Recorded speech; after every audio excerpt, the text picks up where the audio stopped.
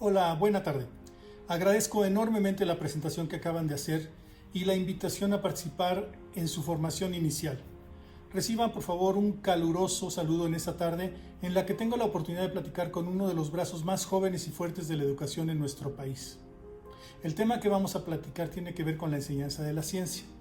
Esta es una de las 3 prioridades educativas en México y también en buena parte del mundo. Y es porque para poder insertarse con éxito a la sociedad actual, es necesario comprenderla.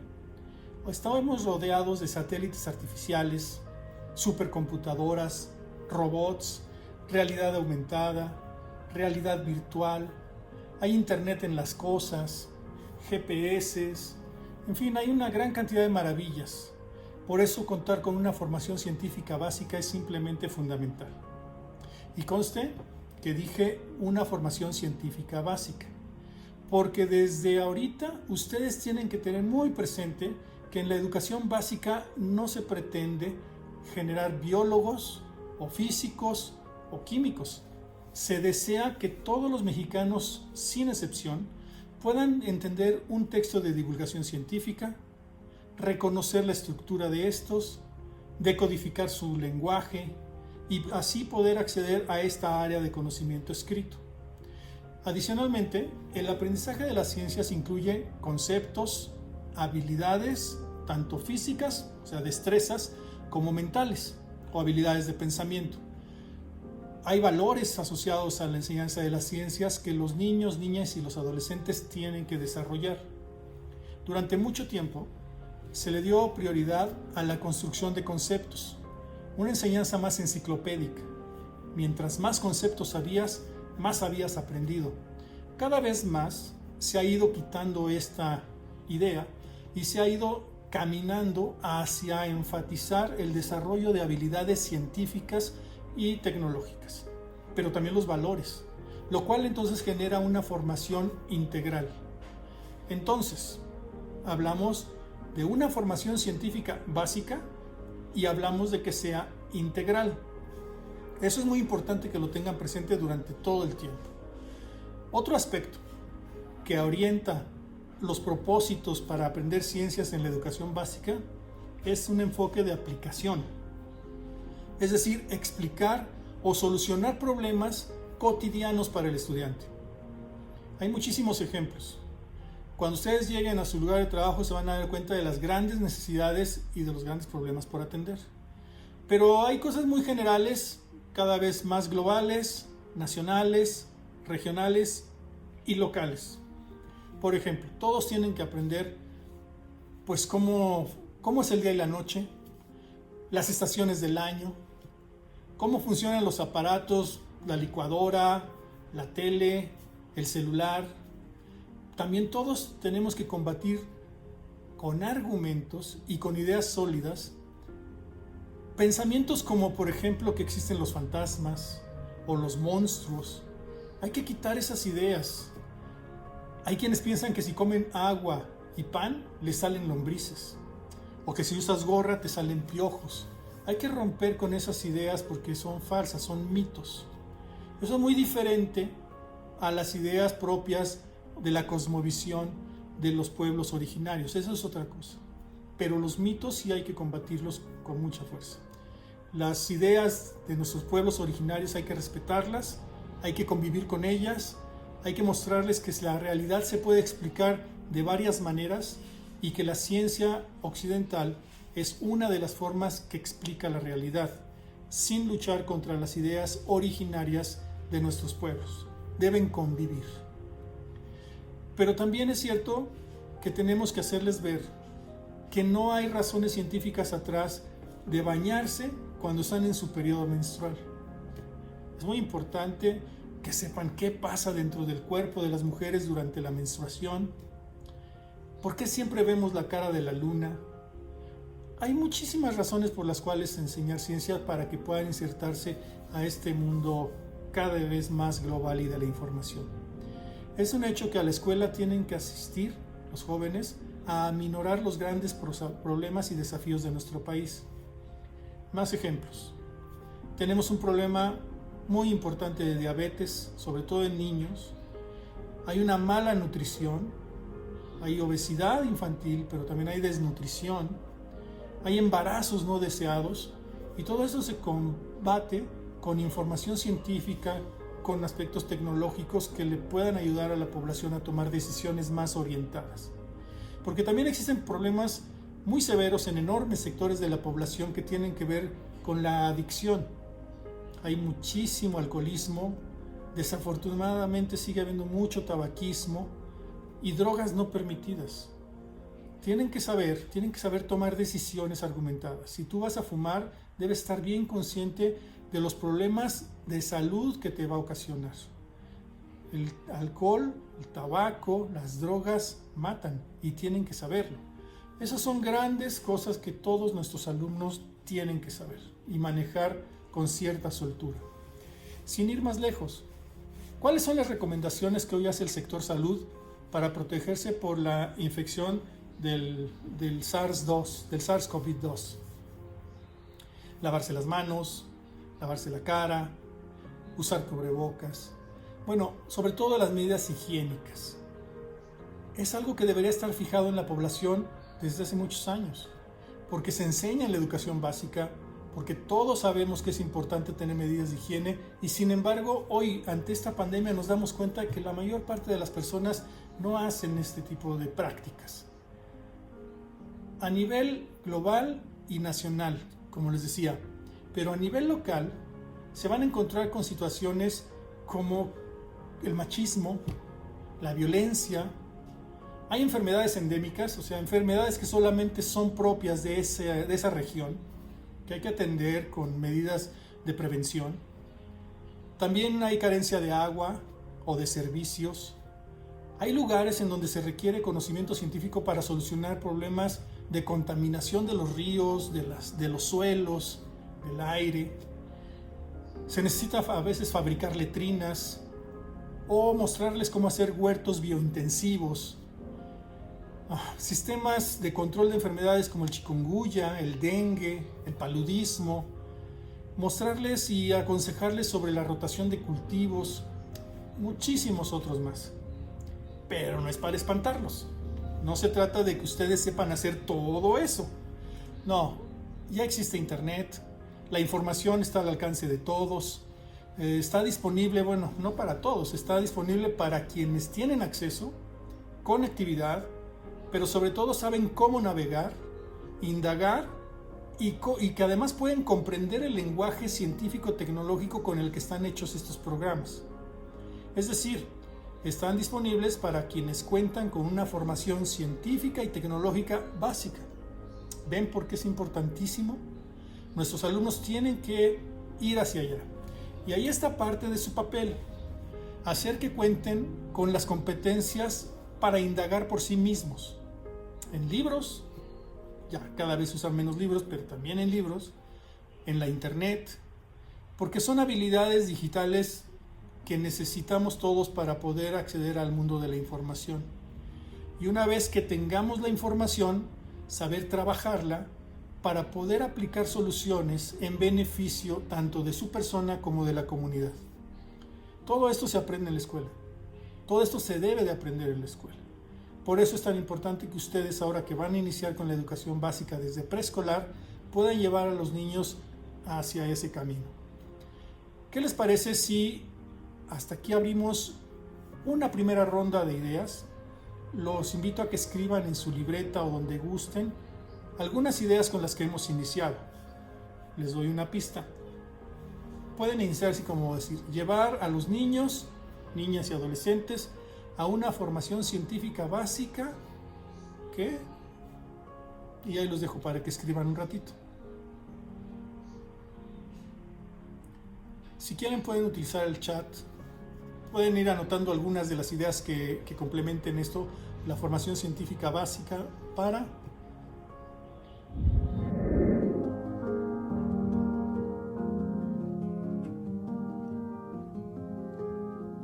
Seguramente ya se escribieron sus ideas y se dieron cuenta de que estamos hablando de que hay que llevar una formación científica básica y también integral y aplicativa o aplicada a las condiciones, a los problemas nacionales y a los problemas locales. Muy bien.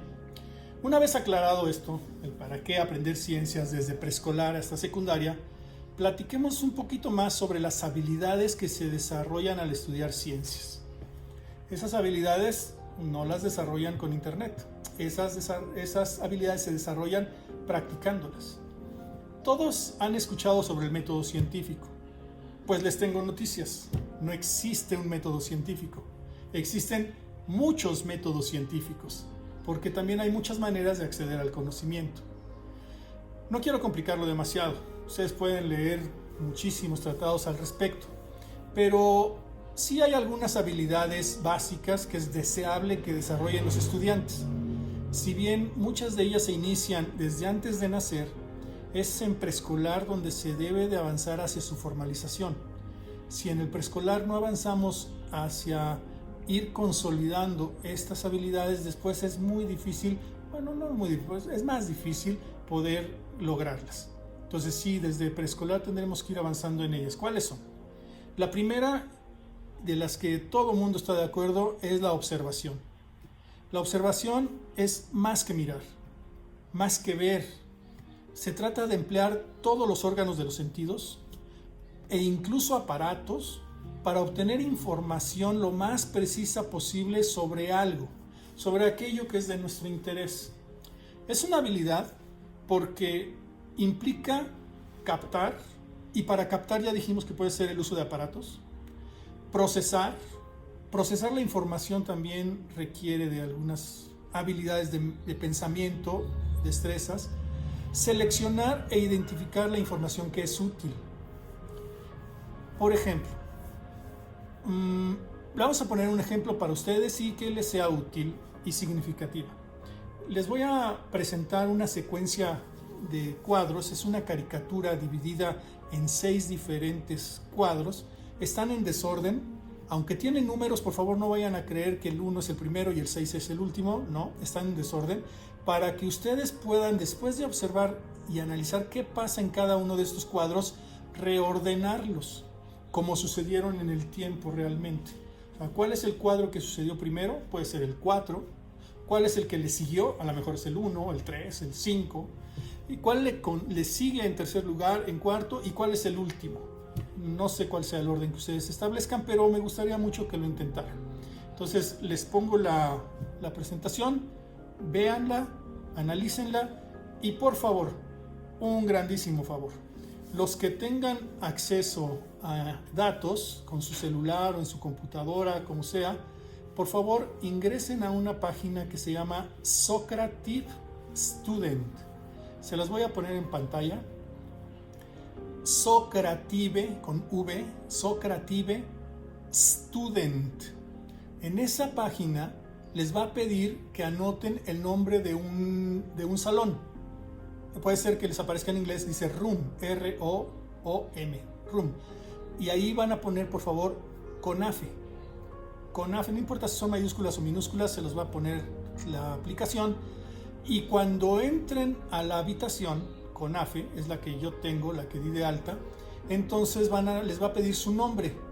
Para poder identificarlos, si tú quieres que podamos saber de ti, pues te invito a que pongas tu nombre, tu primer apellido, el paterno, y en lugar de tu segundo apellido vamos a poner la entidad de donde eres o de donde estás. Por ejemplo, María Rivas, Campeche. Y así vamos a saber quién es el que está respondiendo. Entonces acuérdense, aplicación Socrative Student, entran, meten en el room la palabra CONAFE, después en su nombre, primer apellido y la entidad donde estás. Les voy a dar 5 minutos de tiempo para que hagan esta observación, encuentren cuál es el orden y respondan en la aplicación. Quienes no tengan acceso a datos, no se preocupen, pueden utilizar el chat y ahí vamos a leer algunos para ver quiénes están acercando a la respuesta. 5 minutos.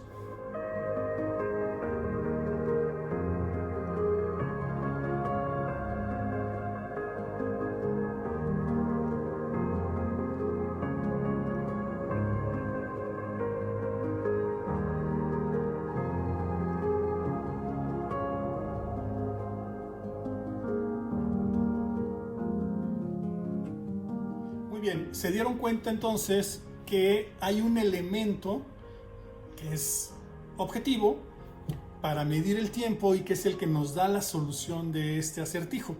Seguramente lo identificaron. Claro, es el reloj. El reloj es el que definitivamente nos dice cuál es el orden porque es un asunto cronológico. Aquel que no lo vio o que no lo observó, bueno, pues entonces sabrá que tendrá que tener algunos elementos objetivos para tomar decisiones. Espero que se hayan divertido con esta actividad, que lo que nos muestra es la importancia de la observación ayudada de aparatos para quitarle al humano la parte de subjetividad. Bueno, continuemos. Después de la observación, otra habilidad importante es hacer preguntas. La ciencia responde preguntas. Frecuentemente son problemas, pero también preguntas que surgen de la observación de un fenómeno. Un ejemplo que nos viene muy bien es el de Isaac Newton.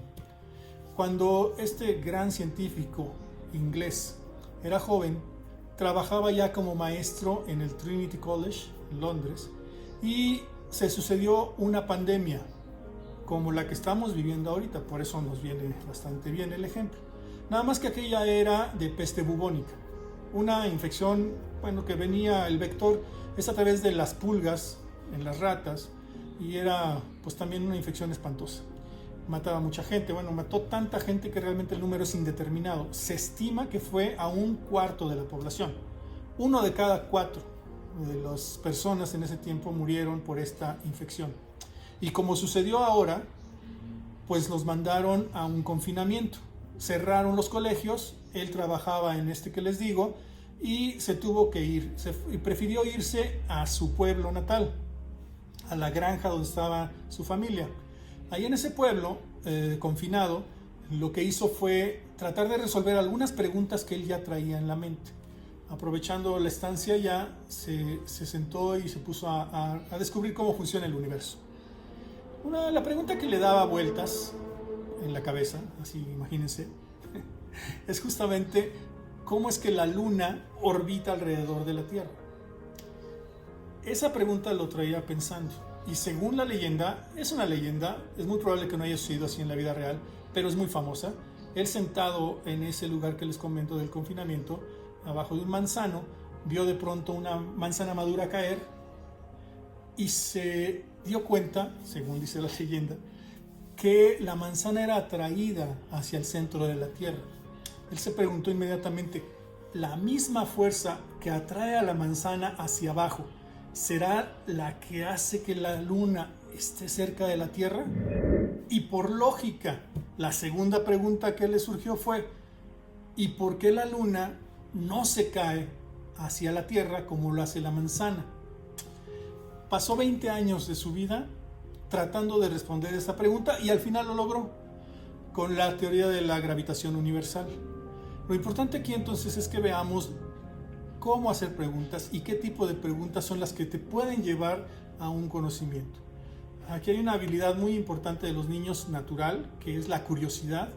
Ellos tienen mucha curiosidad y hay que dejarlos que hagan todas las preguntas que quieran. Hagan que sus alumnos de la edad que sea practiquen hacer preguntas, porque es una habilidad con la que nacemos, pero no se va desarrollada. Tenemos que irla desarrollando poco a poco. Si ustedes logran que sus alumnos hagan muchas preguntas, cada vez van a ir afinándolas, les van a ir haciendo mejor, pero van a ir desarrollando el pensamiento crítico. Es decir, ver la vida con una forma de pensar distinta. Y hacer preguntas te permite tener un motivo de investigación, te permite estar interesado en las cosas, y el interés es el motor del conocimiento. Por eso promuevan que hagan las preguntas. Es muy importante.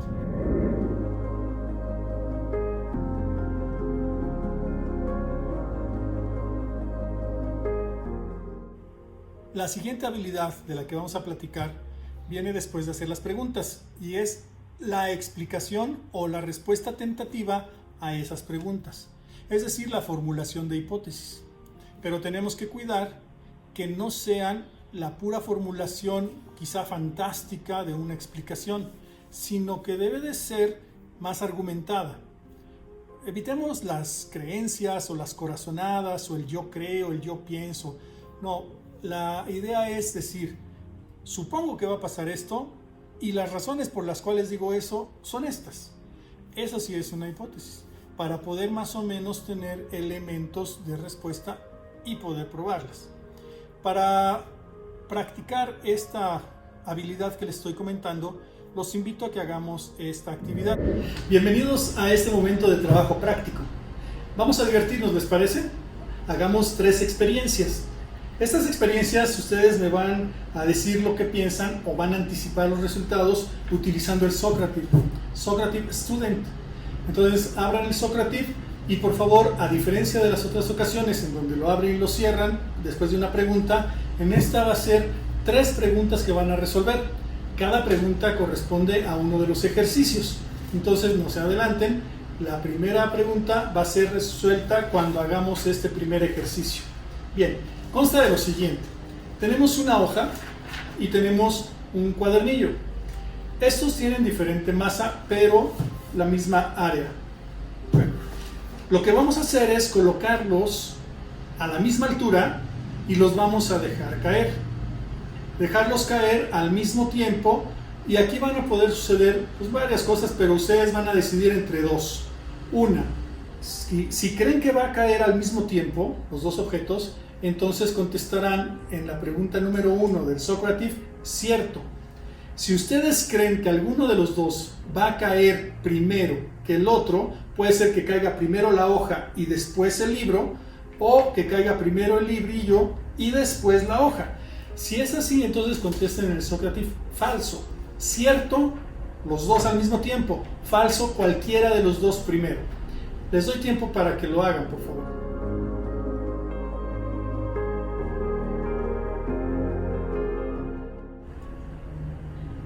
Bien, yo creo que ya lo han hecho y ahora tienen ustedes claro cuál es su hipótesis.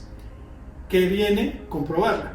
Lo voy a dejar caer y vamos a ver cuál de los 2. Pongan atención para verificar cuál de las 2 opciones es la correcta. 1, 2, 3. Seguramente se percataron que el libro cayó primero y la hoja hizo este movimiento y se posó en la mesa. ¿Qué les parece si lo vemos en cámara lenta? En cámara lenta se puede percibir cosas que no se vieron con claridad a la velocidad normal.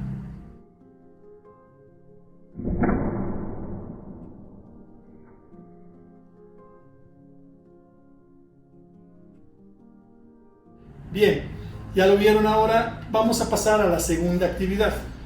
La segunda actividad es, si ustedes creen que es porque este pesa más que este, entonces vamos a colocar el libro encima de la hoja y vamos a dejarlos caer simultáneamente. Ahora la pregunta para ustedes va a ser, ¿qué creen que va a suceder? ¿Creen que van a caer al mismo tiempo? ¿O creen que una se va a zafar, una va a caer primero y el otro después? Lo que ustedes consideren es lo que van a contestar en el ejercicio número 2 del Socrative. Ahí también, si creen que va a caer al mismo tiempo, respondan cierto. Si ustedes creen que va a caer primero uno y luego el otro, entonces respondan falso. Por favor, no queden en la tentación de imaginar que como la hoja está abajo y va posiblemente a tocar primero la mesa, pues entonces digan, cayó primero. No, porque si ustedes se dan cuenta, esta distancia que hay de la hoja a la mesa es la misma distancia que hay del librillo a la mesa y a la hoja. Entonces, la distancia que recorren, si es que caen igual, será la misma. Obviamente, si se zafa una y la otra cae, pues sí, ahí sí se va a ver diferente. Entonces, contesten ahora en el Socrative, ¿qué creen que va a suceder? Listo, ya contestaron cierto o falso. Bueno, pues entonces queda comprobar la hipótesis. Los voy a soltar. 1, 2, 3. ¿Lo vieron? Los 2 cayeron simultáneamente. Uno cayó igual al mismo tiempo que el otro. Y seguramente están pensando que el libro empujó la hoja. Para poder ver si eso es cierto, entonces hagamos el tercer ejercicio en el que colocaremos la hoja por encima del libro. Y ahora no me van a decir que el libro empuja la hoja, ¿verdad? Será un poco probable. Y aquí es donde ustedes van a responder la pregunta número 3 del Socrative. Ahí van a encontrar ahora, a diferencia de las 2 anteriores, una opción, o más bien 4 opciones de respuesta. Es una pregunta de opción múltiple. Y van a decidir ahí cuál de las opciones es la que se ajusta a su pensamiento. ¿Qué puede estar pasando? Pues se resumen 2 puntos. Uno, que van a volver a caer los dos al mismo tiempo, o que el libro va a caer en un tiempo y la hoja va a caer posteriormente porque va a ser un movimiento de zigzag. Las 4 opciones se resumen en eso. Léanlas bien y ustedes elijan cuál es la que opinan. Y espero que lo resuelvan y entonces lo hacemos. Bien, ya respondieron, ya pusieron una hipótesis de por medio y ahora no queda más que comprobarla. Soltemos los 2 objetos simultáneamente. 1, 2, 3. Ya se comprobó la hipótesis. Todos los que dijeron que iban a caer simultáneamente o al mismo tiempo, entonces se comprobó su hipótesis. Aquellos que pensaron que se iba a separar la hoja y que el libro iba a caer y la hoja posteriormente, lamentablemente no se comprobó su hipótesis. Podemos hacer una repetición y lo podemos tirar cuantas veces queramos, que el resultado va a ser el mismo. Entonces ahora tenemos la posibilidad de explicarnos de otra manera. No es que uno empuje al otro. ¿Qué es lo que estará sucediendo? Y ahí es donde empiezan los diferentes grados de explicación, si vamos de preescolar hasta secundaria. A nivel de preescolar, creo que vale la pena que le digamos que cuando están separados, el aire es una fuerza de resistencia para ambos objetos, tanto para este como para este, es la misma fuerza de resistencia, pero este tiene menos masa, este tiene más masa. En preescolar se acostumbra mucho a pensar en peso, aunque en realidad el concepto es masa. Vamos a pensar en peso, es más fácil para ellos, y efectivamente este, al pesar más, rompe el aire más fácil y este recibe mayor fuerza de resistencia. En el caso de primaria, conforme se vaya avanzando en el nivel cognitivo de los alumnos, pueden ir incluyendo algunos otros conceptos. Ahora sí, el de masa, porque es más materia. Al haber más materia que acá, pues por supuesto que tiene más masa y esto genera una atracción mayor. Conforme van avanzando los grados de la segunda parte de la primaria o incluso ya en secundaria, pueden ir agregando el concepto de fuerzas. La fuerza de atracción. Si cuando yo lo tengo así no caen, es porque yo estoy ejerciendo una fuerza de abajo hacia arriba que nivela las fuerzas de atracción de la gravedad. En el momento en el que yo lo aumento mi fuerza, lo subo. Si yo disminuyo la fuerza, entonces baja. Es una lucha de fuerzas lo que mantiene estos en equilibrio. Entonces cuando yo lo suelto, la fuerza de gravedad atrae a los dos cuerpos a la misma magnitud. Pero ya quedamos que uno recibe la fuerza contraria del otro. También es cierto que aquí podemos explicar ya en secundaria 2 conceptos muy fáciles de entender, que son el desplazamiento y la trayectoria. El desplazamiento es la distancia total que recorren los cuerpos y la trayectoria es el camino que siguen para ella. Vean, por ejemplo, aquí. Este siguió una trayectoria recta y es una trayectoria en zigzag. Diferente trayectoria. Mismo desplazamiento porque empezaron aquí y terminaron acá. La distancia recorrida es la misma, pero, bueno, del punto inicial al punto final. Pero este recorrió más distancia porque hizo esto. Entonces la trayectoria es mayor, el desplazamiento es el mismo. En fin, aquí depende del nivel que nosotros querramos ir dándole a las explicaciones para que podamos atender a los niños en función de su nivel cognitivo. La actividad es la misma, lo que cambia es el nivel de explicación hacia cada uno de los niveles con los que estamos trabajando. Regresemos a la sesión que estamos teniendo, a la plática sobre enseñanza de las ciencias.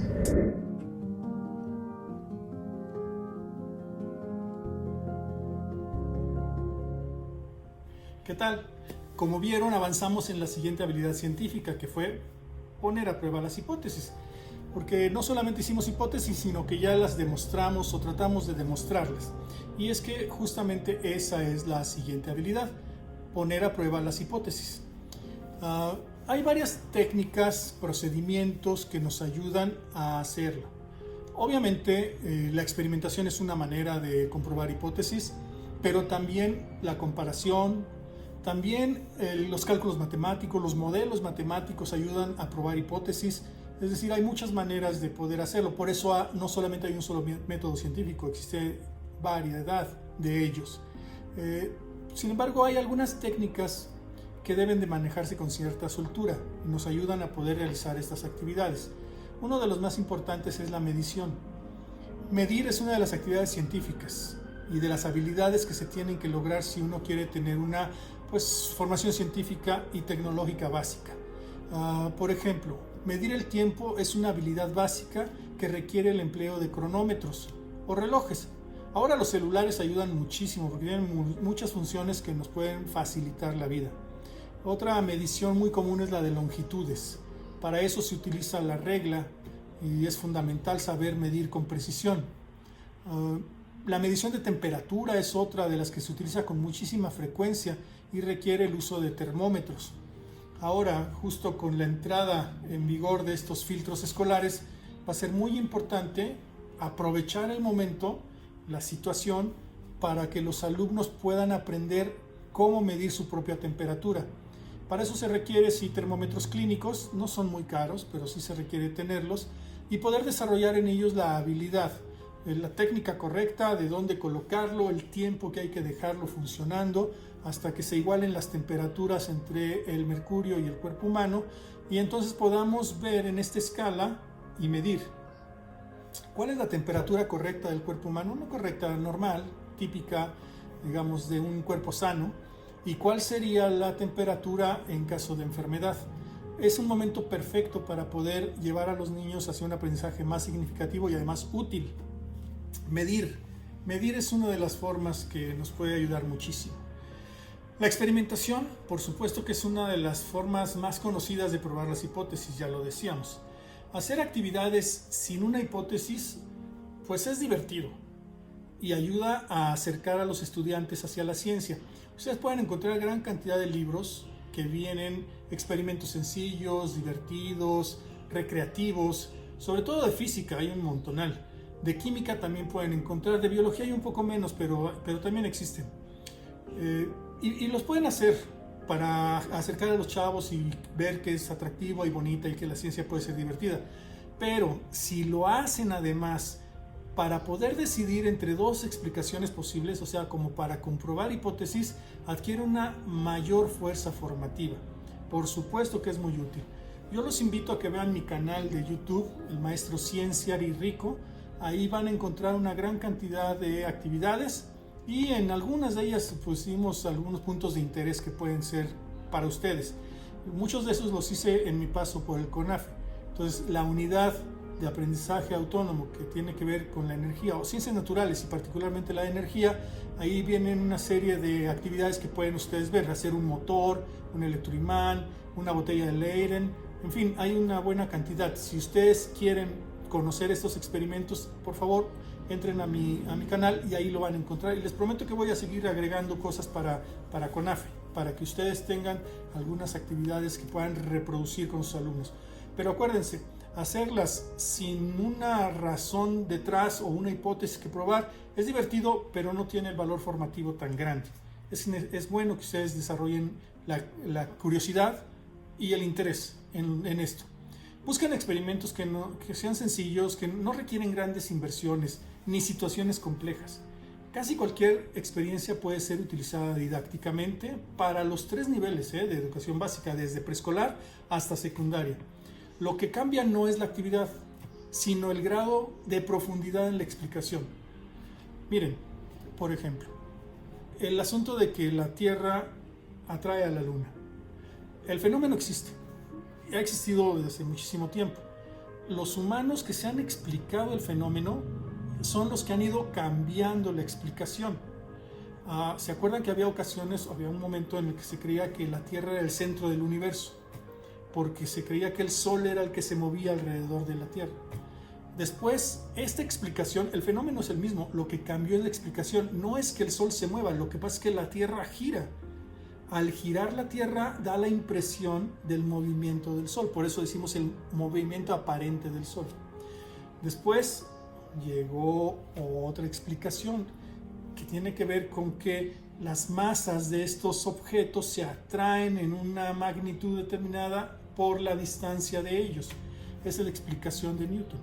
Y después llegó Einstein con otras ideas, con otra forma de explicar el mismo fenómeno, para decir que es el espacio-tiempo el que hace que esto se mantenga curvo. Es como si estuvieran en una enorme lona, y estos objetos, el Sol con su masa, deforma el espacio-tiempo de manera que atrae a los objetos que están cercanos.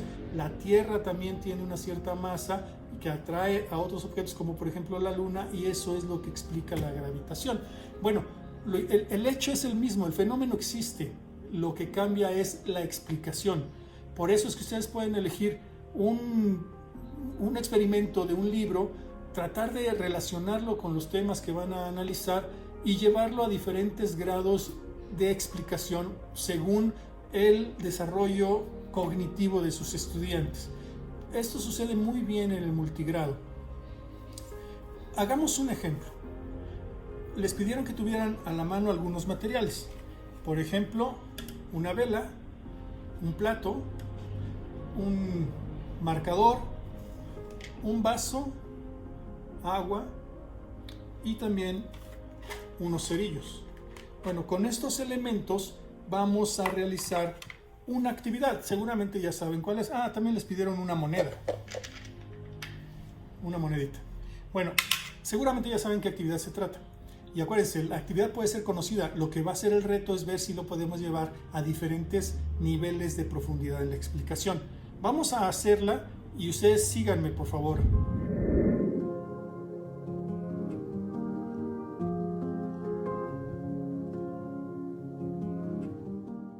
Lo primero que tenemos que hacer es preparar nuestro dispositivo. Para ello necesitamos fijar la vela en el centro del plato. Hagámoslo aprovechando el cambio de estado que se genera cuando aumentamos el calor. La vela se cambia de sólido a líquido y unas cuantas gotas de ese material nos sirven como adherente para mantenerla fija donde queremos. Luego coloquemos la moneda en uno de los extremos, agreguemos agua hasta que se cubra la moneda, porque el desafío consiste en apoderarse de la moneda sin meter los dedos o los cerillos en el agua, ningún otro material extra. Tampoco se vale voltear el plato. Entonces solamente tocando la moneda, pero sin mojarse. ¿Cómo le haremos para que el agua desaparezca de ahí? Dejen que sus alumnos imaginen, hagan algunas propuestas, emitan sus opiniones, porque ustedes ya saben lo que va a pasar, pero ellos no necesariamente lo saben. Así es que después hagamos y permitámosle que lo experimenten. Entonces ya saben lo que hay que hacer. Tapamos la vela con el vaso, vemos cómo se extingue la flama y conforme se va extinguiendo el agua sube, es absorbida al interior del vaso. Cuando termina el proceso ya no hay agua en el plato y podemos tomar la moneda. Desafío cumplido. Es importante que marquen el nivel del agua porque va a ser un dato que van a utilizar posteriormente para medir los volúmenes. Oigan, ¿qué les parece si mientras lo vemos en cámara lenta, para que vean el proceso y puedan percibir con más nitidez algunas cosas que se escapan a la velocidad normal, ustedes lo realizan en sus casas? ¿Sale?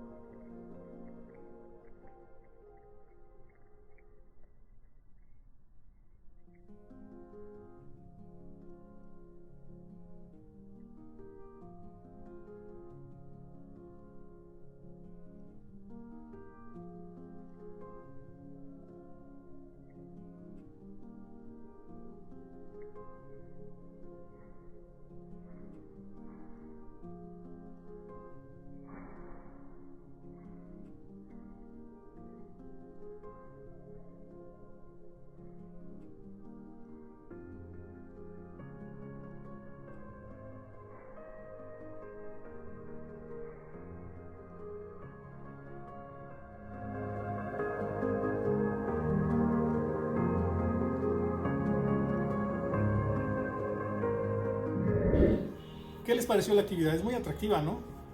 Dejen que los más pequeños, que todo el que lo haga, observe la actividad y que de ellos salgan las preguntas, que de ellos surjan las posibles respuestas a esas preguntas. A los más pequeños les gustan las repeticiones. Si les es posible, pues déjenlos que lo repiten las veces que sea necesario para afinar sus preguntas o para afinar sus posibles respuestas. Les decía que en el trabajo el multigrado es muy útil y es muy rico porque para los más pequeños convivir con los compañeros mayores es todo un reto. Les exige y ellos van a dar siempre hasta donde pueden dar, no pueden dar más. Sin embargo, cada ocasión van a ir dando más y más y más. Es como cuando ustedes juegan fútbol o cualquier otro deporte contra alguien o un equipo que no sea mejor que ustedes. Si ustedes se enfrentan a un equipo menor, la exigencia es menor y por lo tanto no se desarrollan tanto. Pero ¿qué tal que están en una liga o con personas que son más grandes que ustedes, que juegan mejor? Entonces eso les exige a ustedes mejor organización, mejor manejo de la técnica y por supuesto que eso les va a ir dando un motivo de superación hasta alcanzar mejores niveles. Eso mismo pasa también, todo cuidado y toda proporción guardada, en las aulas multigrado. Los más pequeños van a ver cómo se desempeñan los mayores, van a tener ejemplos de cómo hacer las cosas y van a ver cuáles son las metas no deseadas por las que ellos van a poder estar luchando. Entonces sí es muy bueno esto de trabajar con multigrado, respetando el nivel cognitivo de cada quien. No es bueno pedirle más a alguien que no puede dar más, ni pedirle menos a quien puede dar más. Y no es un asunto de edades. Hay ocasiones en que un niño de una edad determinada puede entender o puede desarrollar cosas más avanzadas pues porque su desarrollo lo permite. Y también hay ocasiones en que un niño supuestamente más grande y de desarrollo mejor no puede dar lo mismo. ¿Por qué? Porque no se ha desarrollado igual. Todos somos diferentes, todos enfrentamos algunas barreras y somos hábiles para unas cosas y menos hábiles para otras. Entonces es necesario que cada actividad que hagamos le demos tiempo y le demos oportunidad a los muchachitos de poder salir adelante. Claro, exigiéndoles lo que pueden dar, pues para que tampoco se queden sin hacer las metas o alcanzar las metas que sí pueden lograr, pero teniendo cuidado de no sobrepedirles, para que tampoco surja un asunto así como de frustración o de negación a hacerlo. Que sea una actividad divertida. En todos los casos tiene que ser una actividad divertida. A los más pequeños hay que pedirles continuamente que hagan observaciones y que las dejen por escrito. Si manejan el código tradicional o convencional, pues entonces que lo hagan de esa manera, pero si no, que lo hagan con dibujos, que se expresen como ellos puedan, pero sí es importante que hagan el ejercicio de trasladar lo que vieron a un ejercicio escrito. De esa manera ellos están trabajando, procesando la información y llevándolas a un producto, a ese producto escrito. Eso pasa en todos los niveles, pueden ser niños muy pequeños, medianos o grandes. Todos tenemos que ir dejando por escrito nuestras impresiones y también, conforme nuestro nivel de desarrollo, hay que exigirnos más que la redacción, que la ortografía, que la manera de decir nuestras ideas sea más clara. O sea, la expresión escrita tiene que ir mejorando conforme pase el tiempo. No se le puede pedir a un niño pequeño, pero sí se le puede pedir ya a un niño mayor. En el caso de la primaria también, que es normalmente cuando ellos adquieren el código escrito, convencional, pues es cuando ellos se van a enfrentar a retos como este. Lo que tú viste, déjalo por escrito. Al principio van a ser frases muy cortas, van a ser pues párrafos pequeños. No se preocupen mucho por los conceptos con los más pequeños. No importa que conozcan qué significa la combustión, qué se genera un vacío, qué es un vacío, la presión atmosférica. Ellos están en la etapa de crear nociones, que vean y expliquen, que vean que las cosas, que los fenómenos se pueden explicar, que escuchen a los demás, está muy bien, no le tengan miedo a que oigan esas palabras, pero ellos las van a ir construyendo poco a poco. Si ustedes se divierten cuando hacen las cosas, les van a transmitir el gusto a sus alumnos. Si ustedes lo padecen, también ellos van a aprender esto. Entonces hagan actividades que a ustedes también les resulten divertidas, porque si ustedes están preguntando constantemente, ustedes como personas, pues les van a enseñar a preguntar. Si ustedes logran escribir y explicar por escrito las cosas, ellos también lo van a aprender. Ellos son imitadores y hacen lo que ven. Si ven a un LEC que está trabajando constantemente y que está haciéndose preguntas y que investiga y que se divierte con los experimentos y que le gusta hacer las cosas, créanme que ustedes ya llevan el camino muy avanzado, porque ellos aprenden con el ejemplo. Y ese es un valor importantísimo. Recuerden que conforme van avanzando, van a ir desarrollando cada vez más elementos. Por ejemplo, ya en primaria sí pueden hablar sobre conceptos de cambio de estado. La vela que es sólida de pronto se vuelve líquida, e incluso hay un gas, el humo, que vemos que sube. Esos conceptos hay que irlo viendo. Es el fuego lo que hace que se genere el cambio de estado.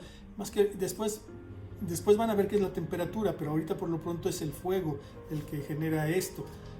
Pueden ir viendo cómo es la textura del vaso, cómo es la textura de la vela, cómo es la textura de la moneda, cómo se siente el agua líquida. En fin, déjenlos que vayan explorando, que vayan entendiendo a su manera y a su ritmo lo que está pasando. Solicítanle a los alumnos de primaria que vayan ya concretando algunos conceptos. ¿Cómo entienden el fuego? ¿Por qué sube el humo? ¿Por qué el humo va para arriba? ¿Por qué se ve negro? En fin, observaciones que a veces nos parecen ya dadas o triviales, para ellos son los primeros acercamientos.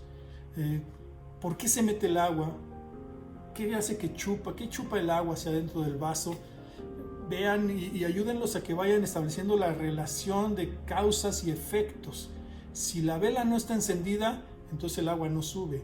Si la vela está encendida y luego se apaga, entonces es cuando sube. Hay una relación entre este fuego de la vela que se apaga y luego sube. Es ir avanzando hacia dejar las nociones e ir creando poco a poco los conceptos. También en primaria, ya que vayan midiendo, que midan cuál es la distancia del vaso que se captó. Si son más grandecitos y ya manejan áreas y volúmenes, pueden calcular el volumen del vaso para poder saber cuánta agua le cabe. Eso es una actividad que pueden ir haciendo. También pueden medir el tiempo que tardó el agua desde que se apagó la vela o desde que empezó a subir el agua hasta que terminó de subirse. ¿Hubo burbujas? ¿Qué son las burbujas? Y después traten de predecir, si le ponen menos agua, ¿va a tardar menos tiempo en llenarse? Si le ponen más agua, ¿va a tardar más tiempo? Son preguntas que vienen asociadas a la actividad. Esa es la idea, que vayan haciéndose preguntas y denles tiempo y denles oportunidad para que ellos vayan midiendo. Predecir significa mirar el futuro, poder saber dentro de un cierto rango de posibilidades lo que puede suceder. Y eso surge de la observación, de la medición, de la experimentación. Déjenlos que lo hagan. En secundaria, además de todo esto, se puede relacionar ya muy bien las matemáticas con este fenómeno físico. No confundir enseñar física con enseñar matemáticas. Son ciencias distintas. Las matemáticas son el lenguaje de las ciencias, particularmente de la física, de todas, pero la física es muy marcado. Pero a veces confundimos enseñar física con enseñarles los modelos matemáticos de velocidad, de aceleración, de distancia, etc. No es así. Los fenómenos físicos son unos y se explican con modelos matemáticos. Pero en este caso, particularmente, si ya pueden medir el volumen del vaso, este vaso le cabe una cantidad de agua determinada, y si ya tienen marcado hasta dónde llegó el líquido, entonces pueden saber cuál es el volumen de gas, de aire, que ocupó el líquido. ¿Sí me explico? Al principio el vaso estaba lleno de aire. Al final, una parte del vaso se llenó de agua. Quiere decir que dejó de haber algún gas y se ocupó con el líquido. Bueno, hay que irlos llevando hacia la medición. El concepto de aire como una mezcla de gases es muy útil, porque aquí es donde explicas que no se quema todos los gases. El nitrógeno no se quema, el dióxido de carbono no se quema ahí. Lo que se quema es el oxígeno. Se consume el oxígeno, y al consumirse el oxígeno, entonces el espacio que guardaba o que ocupaba ese gas deja de existir, y por lo tanto se genera un vacío que se llena con el agua. Llevarlos a la medición de volúmenes del vaso total y del vaso o de la cantidad de agua que ocupó y encontrar la relación, se van a dar cuenta que es el 21%. El 21% del volumen del vaso se llenó de agua porque es justamente la cantidad de oxígeno que tiene la mezcla de aire natural, 21%. Entonces, llevarlos a esta relación ya es llevarlos a un nivel de concreción mayor. ¿Qué diferencia de lo que platicamos para primaria y qué diferencia de lo que platicamos para preescolar? Entonces, el fenómeno es el mismo. Lo que cambia es el nivel de explicación del proceso. En mi canal de YouTube también está este experimento explicado ampliamente para que si ustedes tienen dudas acerca de cómo hacerlo, los invito a que lo vean. Ahí está muy clarito y con medidas y valores y todo para que lo puedan reproducir sin ningún problema. Lo importante es el concepto, que se lleven la idea. El experimento puede ser el mismo. Lo que cambia es el nivel de profundidad al que se lleva a los niños. Entonces, en multigrado, los experimentos pueden ser útiles. Lo que va a cambiar es el nivel de explicación en función del desarrollo cognitivo de cada estudiante.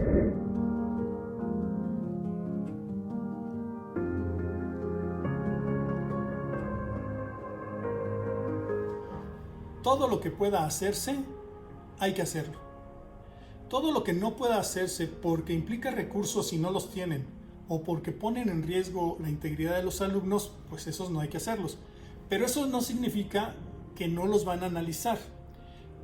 Lo que pueda hacerse físicamente les va a ayudar mucho a desarrollar habilidades y destrezas, también destrezas mentales, pero habilidades y destrezas, observación, comparación, ordenación, medición, habilidades científicas. Para lo que no puede hacerse, entonces hay una alternativa que se llama los experimentos gráficos. Y les voy a platicar más o menos de qué se trata. Esta es una propuesta mía que he ido impulsando desde hace mucho tiempo y que la verdad es que me ha dado muy buen resultado. Las personas que lo han visto y que han participado con ellos les ha no solamente agradado, sino que me dicen que sí, efectivamente logran aprender con más calidad. Vean este ejemplo, se los voy a presentar mediante experimentos gráficos y traten durante el proceso, por favor, traten de identificar en qué momento se pide una observación, hipótesis, en qué momento hay conclusiones, cuál es el planteamiento experimental, no solamente del experimentador, señor Griffith, sino también de ustedes como personas, en qué momento se les exige que hagan un trabajo o que desarrollen alguna habilidad mental o que demuestren alguna capacidad mental. Por favor, acompáñenme, va a ser en la computadora y yo les voy a ir platicando. Hagamos el ejemplo de los experimentos gráficos, particularmente con uno que a mí me gusta mucho, que es el experimento de Frederick Griffith y los neumococos. Es muy interesante porque los neumococos son unas bacterias que causan la neumonía, la pulmonía, y son bacterias en forma de cocos. Por eso se llaman neumococos y siempre vienen dos pegaditos, por eso también se llaman diplococos. Existe dos tipos de neumococos, los que no son virulentos, como los que estamos representando ahorita en esta imagen, no son virulentos y por eso se ven de un color cafecito y la jeringa se ve que están introduciendo los neumococos en la jeringa y esta a su vez apuntando al ratón, que quiere decir entonces que sí, efectivamente se va a inyectar a ese ratón con neumococos, pero no son virulentos. ¿Qué le pasaría a los ratones que se inyectan con estos neumococos si sabemos que no hacen daño? Obvio, el resultado va a ser que el ratón va a sobrevivir porque no se le genera ninguna infección, pero si le sacamos sangre al ratón y la analizamos, veremos que sí está infectado, sí tiene esos neumococos en la sangre. Por eso es que estos dos coquitos están abajo a la derecha por la cola del ratón. El siguiente experimento que hizo Griffith, una vez demostrado que los neumococos no virulentos no le hacen daño, fue demostrar lo que pasaba cuando le inyecta neumococos, pero ahora vean el color, rojo, alerta. Estos neumococos son virulentos, causan neumonía. Y cuando se los inyectó a los ratones, que sobra decir que no se inyectó un solo ratón, se inyectan camadas de ratones, grupos experimentales más grandes, pero aquí nada más por motivos del ejercicio, pues voy a poner nada más un solo ratón. ¿Qué le pasa a los ratones cuando los inyectas con neumococos virulentos, pues desarrollan la infección y sí, chupan faros, o como dicen por ahí, pela gallo. Y si le sacas sangre al cadáver, vas a ver que sí tiene neumococos virulentos en la sangre. O sea, confirma la infección. Bueno, no tiene nada de maravilloso. Si los inyectas con neumococos no virulentos, como el ejercicio 1, pues no les pasa nada. Y si les inyectas neumococos virulentos, pues hasta ahorita se comprueba lo que se sabe. Son como los tratamientos control. ¿Qué fue lo que hizo posteriormente Griffith? Bueno, tomó neumococos virulentos de la cepa virulenta y los mató con calor. Por eso es que está un mechero ahí. El mechero quiere decir que los mató ya muertos, se los inyectó al ratón. La pregunta para ustedes es, una vez que están muertos estos neumococos, ¿serán capaces de causar la infección? ¿Qué opinan? Anoten en su cuaderno o en algún lado lo que creen que le pasó al ratón. ¿Sobrevivió o se murió? Si creen que sobrevivió, digan por qué. Y si creen que se murió, también digan por qué. Acuérdense, las hipótesis tienen que estar argumentadas, no es nada más un sentimiento. Bueno, vamos a ver qué fue lo que sucedió cuando le inyectó neumococos virulentos pero muertos. Lo que pasó fue que el ratón sobrevivió. Sí, efectivamente. El ratón no mostraba ningún tipo de infección y tampoco tenía en la sangre neumococos de ningún tipo. Eso estuvo bien. Ahora, ahí viene el genio del investigador. Reúne dos partes del experimento. Primero, neumococos virulentos, muertos por calor, pero además en la misma jeringa pone neumococos vivos, pero de los que no hacen daño. Unos muertos virulentos y otros vivos no virulentos. Los va a inyectar a los ratones y ¿qué creen que sea lo que le pase al ratón? ¿Se morirá o sobrevivirá? Igual, anoten lo que ustedes consideran y pongan las razones por las que piensan que esto sucede así. ¿Se imaginan si ustedes saben que los neumococos no virulentos se inyectan al ratón y no pasa nada, y los virulentos pero muertos por calor, como en el ejercicio 3, se inyectan y tampoco pasa nada? Ahora vamos a ver qué es lo que va a suceder en esta nueva modalidad. Claro que Griffith espera que no pase nada. ¿Y ustedes qué opinan? Vamos a ver el resultado. El resultado fue, chupó faros también. Murieron los ratones infectados por neumococos y cuando se hizo la autopsia aparecieron neumococos, sí, efectivamente, vivos y virulentos. Griffith trabajó, en la segunda década del siglo pasado, mucho antes de que se descubriera buena parte de la biología moderna, y por lo tanto no sabía que había algunas cosas que se pueden transmitir. Sin embargo, él llegó a una conclusión. ¿Ustedes qué creen que haya pasado? ¿Cómo es que de neumococos no virulentos terminó habiendo neumococos virulentos en la sangre del ratón? ¿Qué fue lo que pasó con esos? Bueno, seguramente que están pensando como lo hizo Griffith. Hay algo que los transforma y eso le llamó el principio transformante. Después se sabría que ese principio transformante es el ADN, que los neumococos aún muertos pueden tener ADN que se introduce en las bacterias vivas y desarrolla la capacidad de virulencia. Por eso, entre otras cosas, es que no hay que ir a los hospitales cuando uno está sano o llevar a los niños o a las personas grandes, porque puede ser que nosotros en nuestra flora bacteriana tengamos neumococos que no son virulentos, pero que en contacto con algún residuo de una infección de neumococos, aunque sea muerta, se puedan transformar y entonces darnos un susto tremendo con una infección de pulmonía. Este es el experimento de Frederick Griffith y los neumococos. Regresamos a la plática que estamos dando.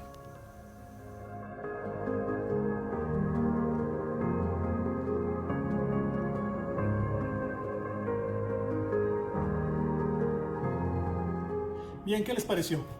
Ahí está el chat, me pueden hacer sus reflexiones, escribir sus comentarios o alguna duda y daremos un tiempo para resolverlas. Lo que estoy seguro es que se dieron cuenta que hay una intensa actividad mental.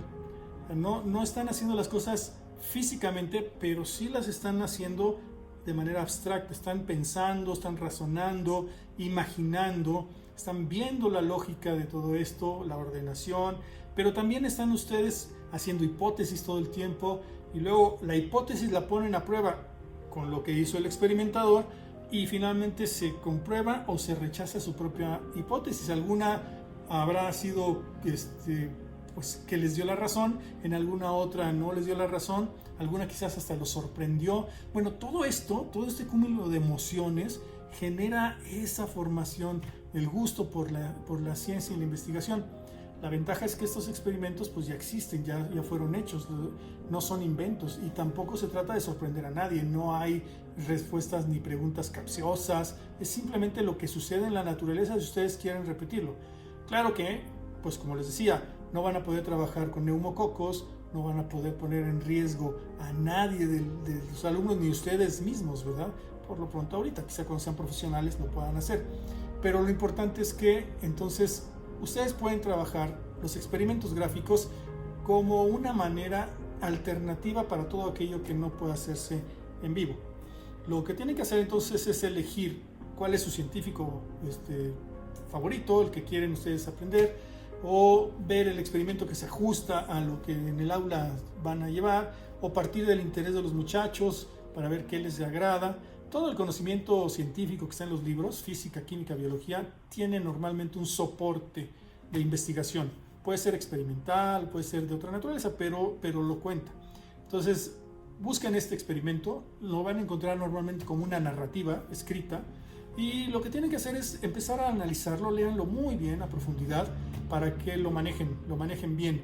Una vez hecho esto, entonces separen los momentos como si fueran a ser pues algo así como un proceso, ¿no? Como un mapa de proceso, un diagrama de flujo es la palabra, en el que coloquen qué pasó primero, qué pasó después, cuál fue el resultado, en qué momento agregaron algo, de qué otra manera se ajustó, si fue un tratamiento experimental, qué temperatura, etc.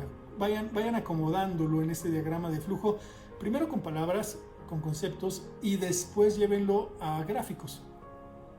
Piensen cómo hacer lo que está pasando, trasládenlo. Por ejemplo, aquí vieron ratoncitos, una jeringa para dar la idea de la inyección. Los neumococos son como circulitos de colores, unos más rojos, que quiere decir que están más peligrosos. En fin, ustedes ya dejen volar su imaginación para que puedan trasladar este experimento a un proceso gráfico. Es muy prometedor este ejercicio.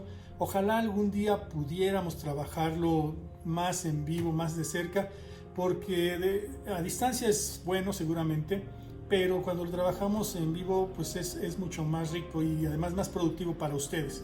Ojalá que algún día tengamos la posibilidad, pero si no, por lo menos ya saben más o menos por dónde. La idea, mis amigos, es que ya sea en físico, en vivo o por medio de experimentos gráficos, pero no condenar a los alumnos a clases teóricas. Hay que llevarlos a conocer cómo se hacen las cosas, cómo analizar los dispositivos experimentales, a ver cómo funcionaron, cómo se llegó al conocimiento. Es muy importante que ellos vean cómo se hace o cómo se ha hecho la ciencia hasta ahorita, porque eso les va a dar la formación que necesitan y que requieren para insertarse socialmente al mundo que están viviendo. La falta de recursos no debe de ser una condicionante para que ellos puedan desarrollar las habilidades de pensamiento asociadas por lo pronto a la ciencia y la tecnología. Acuérdense, tienen que desarrollarse integralmente, no solamente conceptos, habilidades y valores también asociados. Si no lo hacen así, si ustedes se la pasan dándole teoría todo el tiempo o que lean el libro de texto y no varían la forma de trabajo y sobre todo no les exigen el desarrollo de habilidades mentales, de pensamiento, lo que va a pasar es que van a tener clases súper aburridas. Los chavos no van a querer acercarse a la ciencia, que es uno de los grandes problemas que hemos tenido hasta ahorita. Es un asunto de didáctica. Necesitamos cambiarla, que vean a la ciencia de otra manera, que la puedan entender. Y para eso necesitan divertirse y vamos a hacérsela sencilla.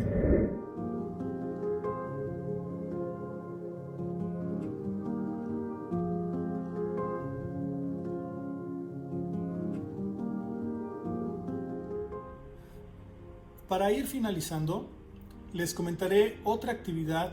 Esta es más metodológica, muy útil para que los alumnos adquieran hábitos de indagación por cuenta propia. Son los proyectos. Estos proyectos son como actividades más largas que una experimentación. La experimentación puede ser de una sesión, pero los proyectos pueden llevar hasta 15 días o más o menos, dependiendo de lo que ustedes quieran hacer, pero les va a permitir a los alumnos ser activos en su proceso. Hay varios tipos de proyectos. Van a oír de los proyectos tecnológicos, donde tienen que armar un artefacto. Van a escuchar de los proyectos más de carácter social, en el que van a levantar información a través de encuestas, o van a buscar beneficios en la salud comunitaria, en fin, proyectos que tienen que ver más con el impacto social, y también proyectos científicos en los que lo que se busca es como desarrollar soluciones o conocimiento acerca del mundo natural que les rodea, hacer un herbario, un catálogo de animales cercanos, ver la solución a un problema técnico concreto, como puede ser la falta de agua, o no sé, una letrina, en fin. El huerto, hay muchos proyectos que pueden realizarse en ese sentido. Ahora, aparte de este enfoque que puede ser científico, tecnológico o social, los proyectos también se pueden catalogar dependiendo del nivel de acción del estudiante y del nivel de interacción con el docente o con ustedes. En este caso estamos hablando de un proyecto que sea completamente dirigido por el docente, para que el alumno aprenda la metodología de cómo hacer las cosas, porque requiere toda una planeación. Normalmente es planeación, desarrollo y evaluación, ¿no? Comunicación es el último de los pasos de los proyectos. Entonces, pero los alumnos tienen que aprender cómo se hace eso. Entonces es bueno que de pronto tengan ustedes algunos proyectos más o menos estructurados para que ellos puedan ir avanzando, sobre todo en las edades más pequeñas, sobre preescolar, en primaria, en secundaria.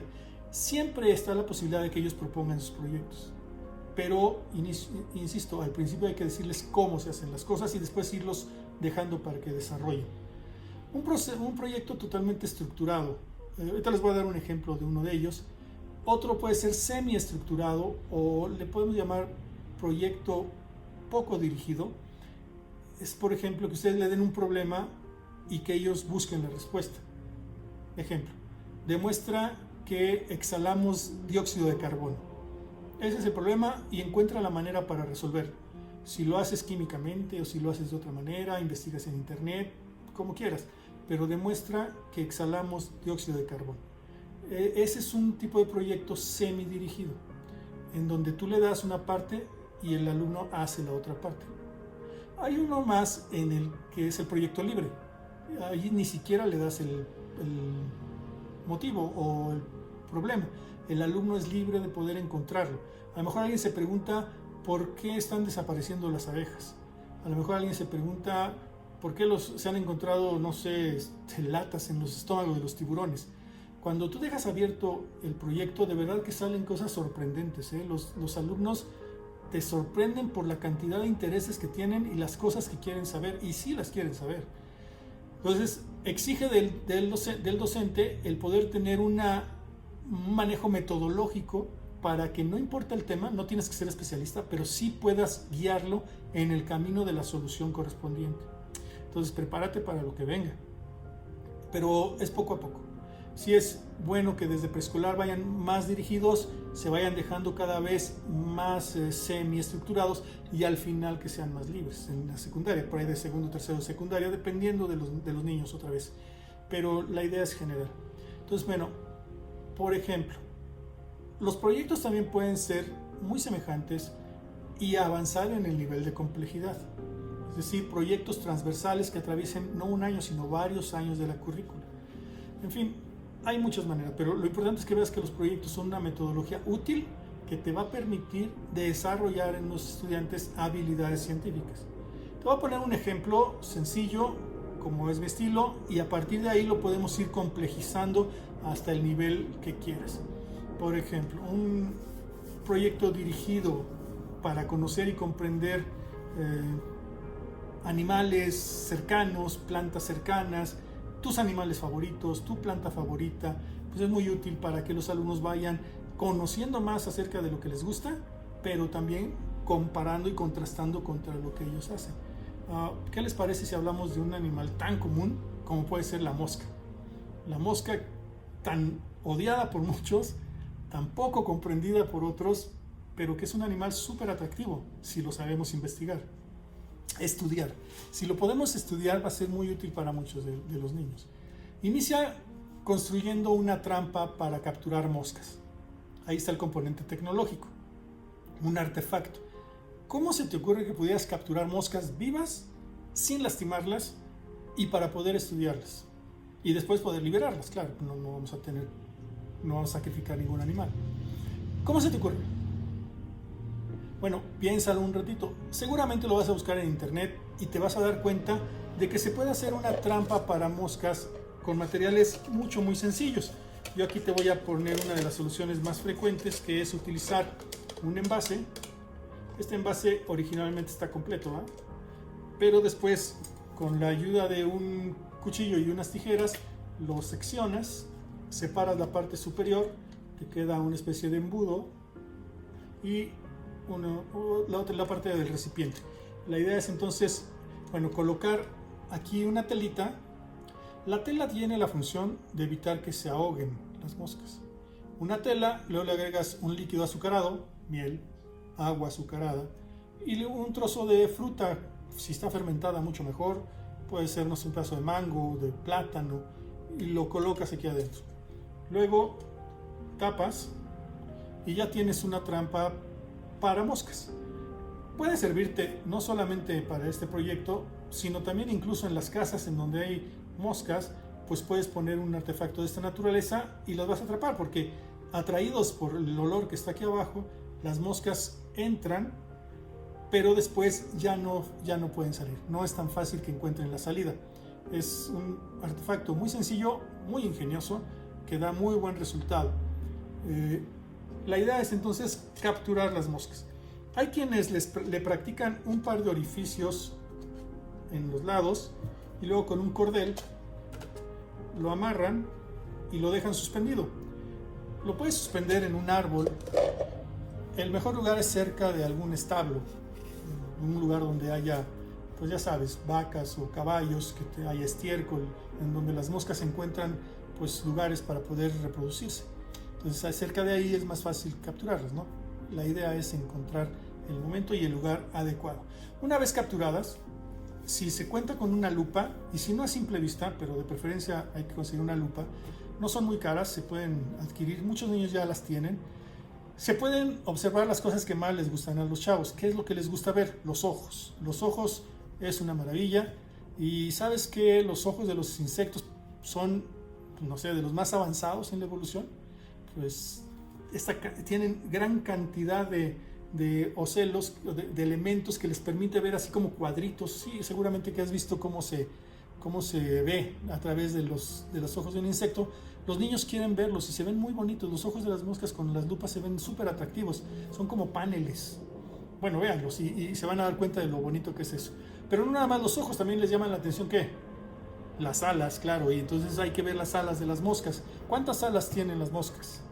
¿Todos los insectos tienen esa cantidad? A lo mejor ya sabes por qué se llaman dípteros. Dípteros, 2 alas. Bueno, ¿y cómo son? ¿Tienen nervaduras? ¿No tienen nervaduras? ¿Por qué no dibujan la nervadura de una de las alas de la mosca? Comenzar con el estudio anatómico de la mosca es muy interesante. ¿Cuáles son los órganos de los sentidos de estos animales?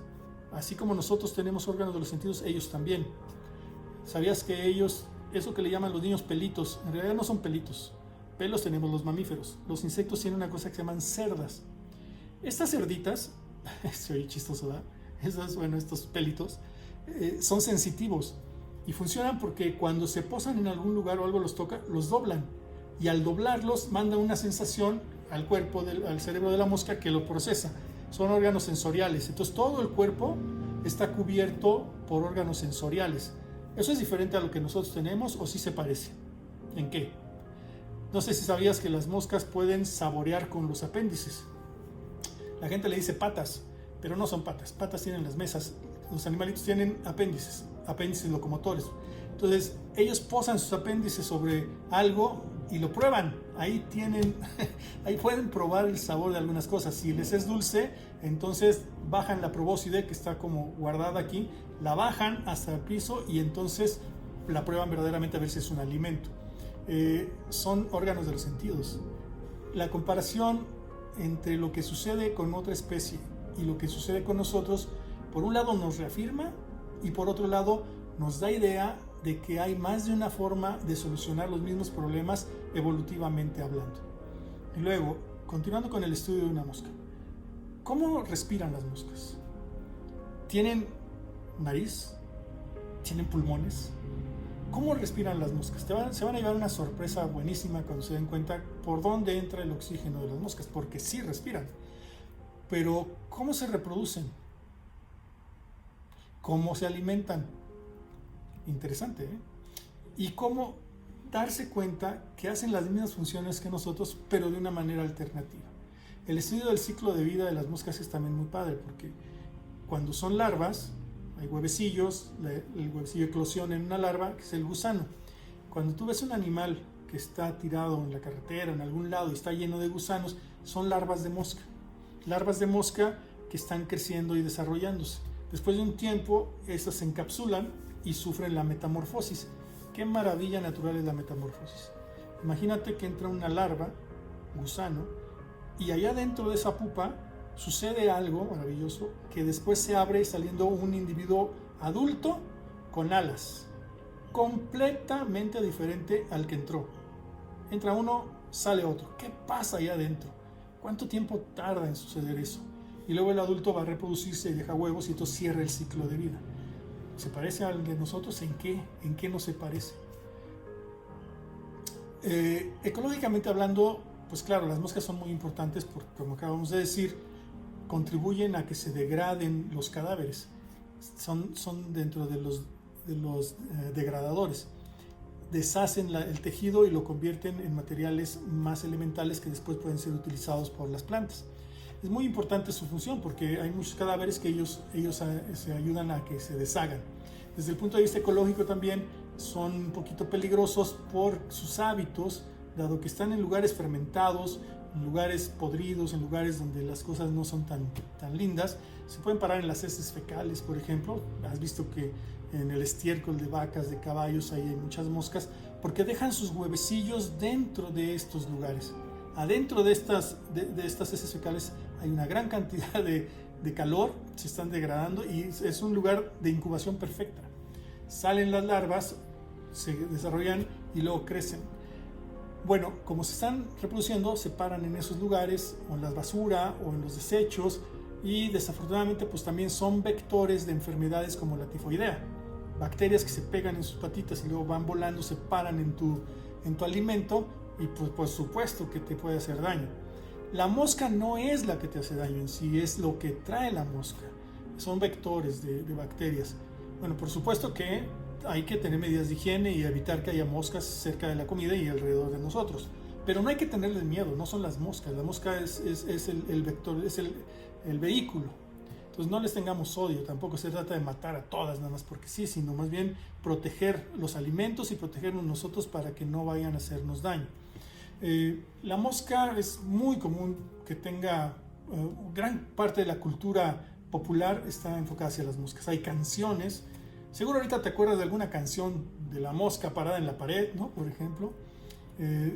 Hay refranes, se acercan como moscas a la miel. Hay poemas, rondas, fotografías, hay pinturas, dibujos, hay una gran cantidad de cosas que la gente ha hecho alrededor de las moscas. Son protagonistas porque han vivido con nosotros y muy cerca de nosotros durante muchísimo tiempo. Que los alumnos hagan sus propios dibujos, que hagan sus poemas, sus refranes, ayuda muchísimo a concretar el aprendizaje sobre estos animales. Son animales muy cercanos, pero también muy desconocidas por parte de nosotros. Por ejemplo, destaca la frecuencia con la que ellos se limpian. No sé si algunos lo han visto, otros no lo han visto, cómo hacen sus apéndices, se están constantemente limpiando y luego se limpian los ojos, como si tuvieran sueño, ¿verdad? Pero no es así, se están limpiando. ¿Y por qué se limpian? ¿De qué se limpian? Bueno, son prácticas de higiene al final de cuentas, no están conscientes, pero saben o sienten que tienen que hacerlo.